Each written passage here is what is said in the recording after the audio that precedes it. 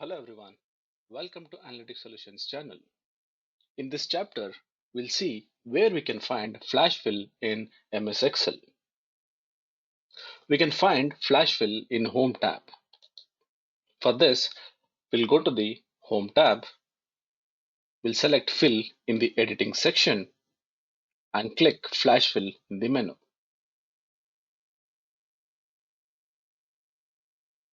The second way is we can find flash fill in Data tab. We'll go to Data tab, select Flash Fill in Data Tools section, and then we can click Flash Fill in the menu. We'll see in Excel where we can find the flash fill option. In the Home tab, if you go to this editing section, here we can find fill option.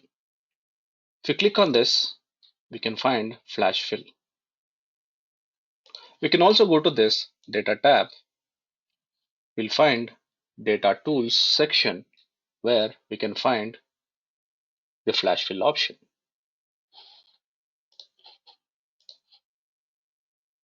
Thank you so much for watching this video.